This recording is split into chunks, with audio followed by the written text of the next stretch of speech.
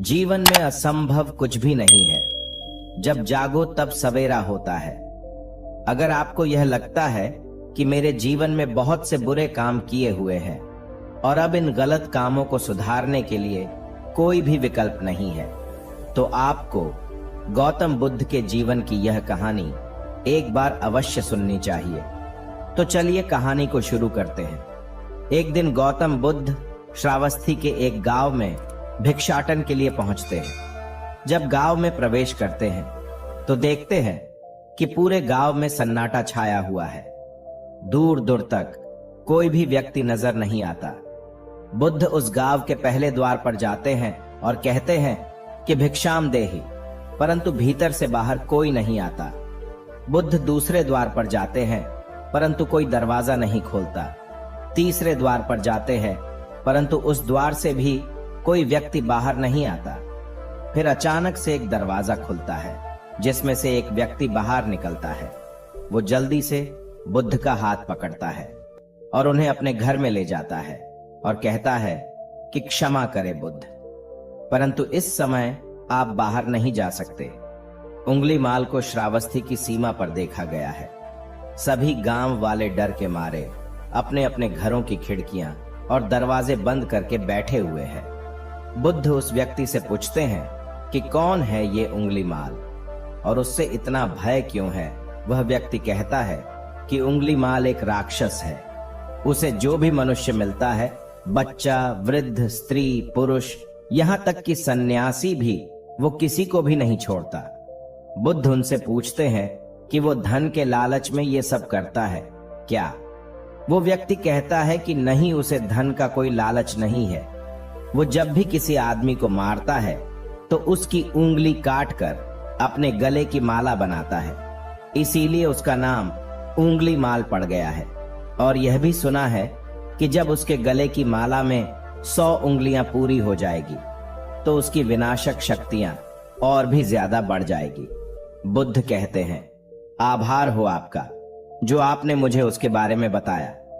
फिर वो व्यक्ति बुद्ध से कहता है कि कृपा कर आप बाहर न जाइए, क्योंकि वो आप पर भी वार कर सकता है। बुद्ध कहते हैं, भय से अपनी राह छोड़ दूं, ऐसा मैंने कभी नहीं किया। मुझे भिक्षा मांगता देख जन जन के हृदय में उंगलीमाल का भय कम होगा। फिर वो व्यक्ति कहता है, नहीं बुद्ध, आप मत जाइए, वो बहुत ही ज्यादा खतरनाक है। बुद्ध कहते हैं कि वो खतरनाक नहीं बल्कि वो दुखी है और मुझे उसके पास जाना होगा क्योंकि उसे मेरी आवश्यकता है। इतना कहते हुए बुद्ध उस व्यक्ति के पास से चले जाते हैं।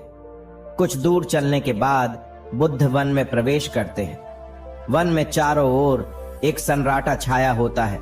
दूर दूर तक न तो कोई मनुष्य न कोई पशु पक्षी दिख रहा होता है, परंतु गौतम बुद्ध अपने मार्ग में आगे बढ़ते रहते हैं। अचानक बुद्ध के सामने उंगलीमाल आकर खड़ा हो जाता है। उसका रूप इतना डरावना है कि कोई भी व्यक्ति उसे देखकर ही भयभीत हो जाए। उसके गले में उंगलियों की माला होती है। चेहरा और हाथ रक्त से सने होते हैं और शरीर बलशाली होता है। उसका रूप इतना भयानक होता है कि किसी भी साधारण व्यक्ति के प्राण तो उसे देखते ही निकल जाए, परंतु बुद्ध पर उंगलीमाल के डरावने रूप का कोई असर नहीं होता है। बुद्ध कुछ क्षण तक शांत मुस्कुराहट के साथ उंगलीमाल की तरफ देखते हैं, फिर उसकी बगल से निकलकर अपने मार्ग में आगे बढ़ जाते हैं। बुद्ध को ऐसा करते देख उंगलीमाल को यह समझ नहीं आता है कि उसके साथ ये हो क्या रहा है। वह मन ही मन सोचता है कि मुझे देखकर लोग या तो भाग जाते हैं या मुझे देखकर मर जाते हैं या मुझसे अपने प्राणों की भीख मांगने लगते हैं। मैंने कई सन्यासियों को भी मारा है, परंतु मैंने आज तक कोई ऐसा व्यक्ति नहीं देखा जो मुझे नजरअंदाज करके अपने मार्ग में आगे बढ़ जाए। या तो इसने मुझ पर ध्यान नहीं दिया होगा या फिर हो सकता है कि यह देख ही ना सकता हो, परंतु मुझे इससे क्या मतलब, मुझे तो अपने गले की माला पूरी करनी है। उंगलीमाल बुद्ध को आवाज लगाता है, ए साधु रुक। फिर भी गौतम बुद्ध उंगलीमाल को नजरअंदाज करते हैं और अपने मार्ग में आगे बढ़ते रहते हैं। उंगलीमाल बहुत ज्यादा क्रोध में बुद्ध को आवाज लगाता है, ए साधु रुक। फिर भी गौतम बुद्ध उंगलीमाल को नजरअंदाज करते हैं और अपने मार्ग में आगे बढ़ते हैं। उंगलीमाल तीसरी बार ज्यादा क्रोध में होकर आवाज लगाता है, ए साधु रुक। बुद्ध रुकते हैं। उंगलीमाल बुद्ध के पास जाता है और कहता है कि मेरे आदेश देने के बाद भी तू रुका क्यों नहीं? फिर बुद्ध कहते हैं, मैं तो बहुत पहले ही रुक चुका हूं, तुम ही चलते जा रहे हो। उंगलीमाल ये समझ ही नहीं पाता है कि बुद्ध क्या कह रहे हैं, परंतु वो इतना जरूर समझ जाता है कि सामने खड़ा व्यक्ति उससे थोड़ा भी नहीं डर रहा है। उंगलीमाल बुद्ध को डराने के लिए चिल्लाकर पूछता है, ए साधु, मुझसे भय नहीं लग रहा है क्या? मैं आदि मानव हूं। बुद्ध कहते हैं कि नहीं, तुम मानव हो। बुद्ध की यह बात उंगलीमाल के हृदय पर लगती है।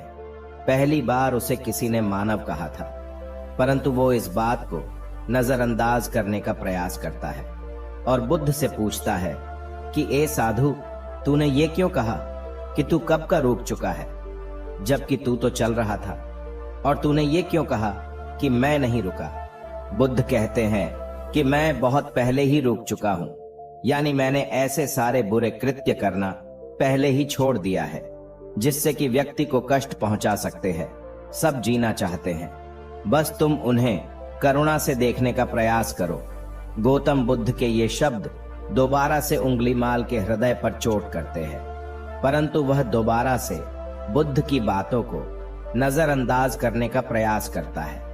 इस बार वह और क्रोध में भरकर बुद्ध की गर्दन पर अपनी तलवार रख देता है, जिससे वो लोगों की हत्या किया करता था, और बुद्ध से चिल्लाकर कहता है, नहीं, मानव में ना तो प्रेम है ना ही करुणा है, सिर्फ छल और कपट है। इसीलिए मैं सबकी हत्या करूंगा और किसी को जीवित नहीं छोड़ूंगा। बुद्ध कहते हैं, तुम्हें लोगों ने बहुत दुख दिया है। उंगलीमाल क्रूरता मनुष्य अज्ञान के कारण ही करता है। ईर्ष्या, द्वेष, मोह, माया ये सभी अज्ञान की संतानें हैं, परंतु वो व्यक्ति ही है जिसमें दया, करुणा और समझ का उदय भी होता है। उंगलीमाल यदि इस जीवन में क्रूर और निष्ठुर लोग हैं तो दयावान भी है। बस तुम्हें अपनी आंखों से इस अंधेपन की इस पट्टी को हटाना होगा जो तुम्हें केवल बुराई ही दिखा रही है। तीसरी बार बुद्ध शब्दों को सुन उंगलीमाल का खुद पर से संयम हट जाता है। उसे समझ नहीं आता कि पहली बार उसे अपने आप इतना कमजोर क्यों महसूस हो रहा है। वो कोशिश तो करता है क्रोध करने का, परंतु कर नहीं पाता है। वो बड़ी हिम्मत जुटाकर क्रोधित होने का नाटक करके बुद्ध से कहता है, तुम और व्यक्तियों जैसे नहीं हो। बुद्ध कहते हैं कि मैं हर व्यक्ति जैसा ही हूं, बस जागृत हूं और यह सिद्ध कर रहा हूं कि हर व्यक्ति में जागने की क्षमता है। मेरा मार्ग क्रूरता को दया में परिवर्तित करता है। उंगलीमाल, तुम अनजाने में घृणा के पद पर हो, बस इस क्षण रुक जाओ। तुम्हारे भीतर भी यह क्षमता है कि तुम दया और करुणा के पद पर भी चल सको। इतना सुनते ही उंगलीमाल के हाथ से तलवार जमीन पर गिर जाती है। उसकी आंखों से आंसू बहने लगते हैं। भला कोई कब तक बुद्ध को अनदेखा करेगा? उंगलीमाल रोते हुए बुद्ध से पूछता है कि क्या आप वही हैं जिन्हें लोग बुद्ध कहते हैं, जो लोगों को मुक्ति के मार्ग पर चलना सिखाते हैं? हाँ, मैं वही हूं। मैं तुम्हें मुक्ति के मार्ग पर ले जाना चाहता हूं। फिर उंगलीमाल कहता है, परंतु मैं अब बहुत दूर निकल गया हूं। मैंने बहुत हत्याएं करी है, बहुत पाप करे हैं। मैं अब चाहकर भी वापस नहीं लौट सकता और मेरा वापस लौटना अब असंभव है। बुद्ध कहते हैं कि असंभव कुछ नहीं है, जब जागो तब सवेरा होता है। उंगलीमाल कहता है, मैं अब पुनः जीवन की ओर नहीं मोड़ सकता, बहुत देर हो चुकी है। बुद्ध कहते हैं, तुम में इतनी चेतना है कि तुम जानते हो कि जो तुमने अब तक किया है वह बुरा था। इसका अर्थ यह है कि तुम जानते हो कि क्या अच्छा है और क्या बुरा है। उंगलीमाल, जिस दिन से तुमने अच्छा कार्य करना शुरू कर दिया, उस दिन से तुम्हारा एक नया जीवन शुरू हो जाएगा। फिर उंगलीमाल कहता है, मैं कितने भी अच्छे काम कर लूं, परंतु लोग मुझे उसी दृष्टि से देखेंगे और मुझे चैन से जीने नहीं देंगे। बुद्ध कहते हैं, कि उंगलीमाल यदि तुमने हिंसा का मार्ग छोड़ा तो मैं तुम्हें मार्ग दिखाऊंगा और तुम्हारा संरक्षण करूंगा और तुम्हें लोगों की घृणा से बचाऊंगा। बस पहला कदम तुम्हें ही उठाना होगा। उंगलीमाल पूछता है, क्या ये हो सकता है? बुद्ध कहते हैं, अवश्य हो सकता है। उंगलीमाल रोते हुए बुद्ध के चरणों में गिर पड़ता है और कहता है कि मैं आपको वचन देता हूं कि मैं सारे बुरे कृत्य करना छोड़कर और आपके पीछे करुणा के पथ पर चलना सीखूंगा। कृपा कर आप मुझे अपना शिष्य बना लीजिए। बुद्ध कहते हैं कि मैं किसी को अपना शिष्य नहीं बनाता, बल्कि व्यक्ति स्वयं मेरे संग से जुड़ जाता है। उंगलीमाल उसी समय बुद्ध का भिक्षु बन जाता है। इस कहानी से हमें यह सीखने को मिलता है कि लोग सोचते हैं कि उन्होंने बहुत सारे गलत काम किए हुए हैं। अब इन गलत कामों को सुधारने के लिए और कोई भी विकल्प नहीं है। इस पर गौतम बुद्ध कहते हैं कि चाहे अपने अब तक कितने भी बुरे काम क्यों न किए हुए हैं, लेकिन अगर आप एक विचार को अपने मन में लाते हैं कि अब मुझे कुछ सही करना है, तो वही विचार आपके रूपांतरण का कारण बन सकता है। पर सबसे जरूरी बात यह है कि आप पहला कदम उठाने के लिए तैयार हैं या नहीं। दोस्तों, यह कहानी आपको कैसी लगी? हमें नीचे कमेंट बॉक्स में कमेंट करके जरूर बताएं। धन्यवाद।